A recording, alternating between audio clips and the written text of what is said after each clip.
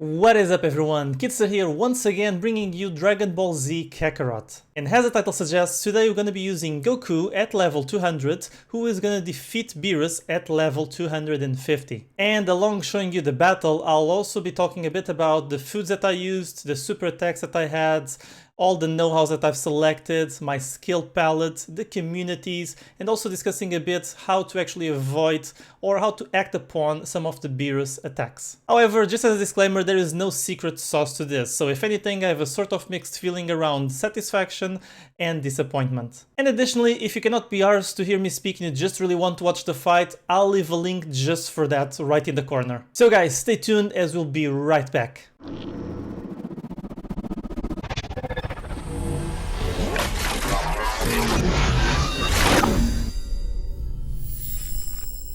And we are back. So guys, as always, if you do enjoy what you see, if you learned something, don't forget to hit that like, share, subscribe, ring the bell, all that good stuff that really supports the channel. And obviously, I'm not playing while I'm recording this video, otherwise it would look a lot like this. And no one wants to see that. And without further ado, I'll just hit play while we discuss everything else that I just mentioned before, so let's do this. So, the first thing we'll be discussing is the bonus that you get from food. And as you can see on the screen, I have not massively stacked up on anything. What you're seeing is just the bonus that I were getting from the foods that I took before when I was still training with Wiz to get to level 200.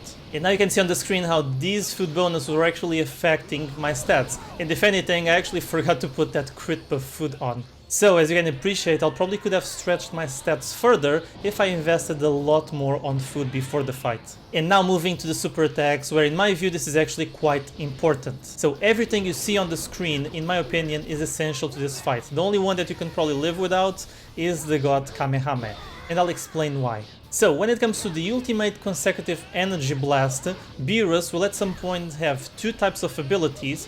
We're gonna need to use this one, but we're gonna watch that throughout the video a bit more where I'll explain in detail. The other two, the Dragon Fist and Dragon Hammer Strike, in a way they look like a sort of redundant to one another, but the reality is that the Dragon Hammer Strike does provide guard break damage, which in conjunction with the know-hows that I had, it is actually quite important.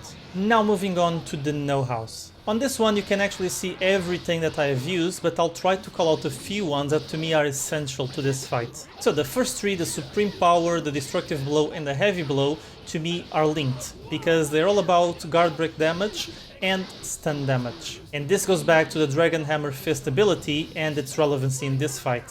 The next one is Full Tilt, where you basically give additional damage if your ki is at 100%. And that is actually where you should keep your ki during the entire fight, with one exception that I'll explain quite shortly. Next one obviously is Battle Instincts, because you give more damage if the opponent is higher level than you, which is the case. So next is Perfect Harmony and Multi-Hit Master, which go quite well together. So in my case, a lot of the damage I have given were from normal attacks, meaning Z combos to BEERUS. So it's important that you have both, because one increases damage from Z combos, and the other one gives more damage if you go above a certain threshold of Z combos. And last but not least, self-medication, which is one of the most important know-hows you should have on this fight. And why? Because it recovers HP while your surge is active, and believe me, you will likely need to recover some of the HP throughout the battle, especially if you are on level 200 and BEERUS is on level 250. Now going on to communities, which is probably a substantial help on this fight. So briefly going through them, in my view, the ones that you should actually max out if you have not done so throughout the game is actually the Z-Warrior community, the cooking community and the training community. Everything else is also relevant, of course, but I believe these ones give you the best bonus for this particular fight.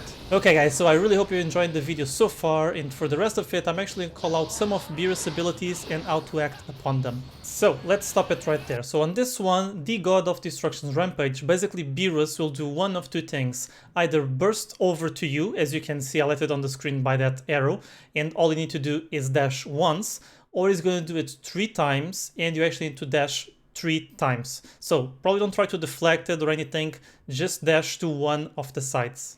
And let's continue. So at this point I'm almost halfway done, so it's going quite well. But yeah, so the next one, let's stop it right there, is called God of Destruction Anger. And to be fair, this is again one of those that you just need to dash to one of the sides, because it's just gonna launch a beam towards you, and you just need to dodge it. And moving on, so let's see which one is going to threat me next. As you can see, I invest a lot on the combos as well. So the next one, okay, so let's stop there. So this is called the BEERUS Ball, and this one again, it's one of those that just need to dodge to one side or the other. At some point it may be actually quite complicated to do so. In case you are too close to BEERUS, then it's actually quite difficult to move around and dodge the ball, but just do your best to just dash left or right or whatever it needs to be, but don't take that hit because it gives a lot of damage. And let's continue. Okay, so the next one, okay, let's stop it there, the Sphere of Destruction. So as you can see, it tends to chain some attacks, which is just part of his gameplay. So we actually need to try and act upon it quite fast, otherwise we not only get one, but we can actually get 2 attacks in one row, and that can actually kill us on this fight, especially if you're at level 200. So now I'm gonna go back to my power attacks, meaning, as you know, I mentioned that you should have the ultimate consecutive energy blast, and this is exactly for this Sphere of Destruction. So there are 2 types of this attack. We're gonna see the one after, I believe. But this one, as soon as you see that he's casting that, just put that power attack, the ultimate consecutive energy blast, difficult name to say, and ideally what you're gonna do is you're gonna blast all these orbs that he's creating and avoid them to actually hit you. As you will see, I not always do a good job at actually getting them all, especially depending on how fast I am, just turning on the ultimate consecutive energy blast. But yeah, the other one that he does, it's a bit easier to actually avoid because the orbs are just circling around him and only after a while they'll go to you. But okay, let's see if he does that one as well. Okay, so the same as before. Okay, now I'm gonna stop it there just to explain one thing. He uses this one in conjunction with a lot of other abilities, meaning, as mentioned, it chains attacks. So sometimes if you just let your ultimate consecutive energy blast be used until the end, you're probably gonna get a secondary attack that you're not seeing just because all these blasts are just on the screen. So my suggestion is don't let the ultimate consecutive energy blast, and I need to use an acronym for this at some point, to actually go until the end. So let it actually blast all the orbs that it does, and then just start deflecting either to the left or to the right straight away. And then you will likely avoid his secondary attack. Okay, and I actually managed to deflect that one, which was quite cool. So let's see what else does it throw at us. Okay, I'm gonna stop it there just to explain another thing, which is not so much an attack he does, but it's this stance that all enemies have, where at some point you are hitting them, they're not moving, and eventually they're gonna give you an attack, which you either need to block or just dash to the side. You need to do something just to avoid that attack. However, throughout the play game that I have done, I actually found out that there is something that looks like a glitch, not sure if it is, but actually avoids that attack, and you can just keep on hitting them, which is sort of your blast wave. Basically when you hit shift and right mouse button, if you have not changed your controls. So basically your character does this sort of blast wave that sometimes it sends enemies a bit further away, or sometimes it does not do anything.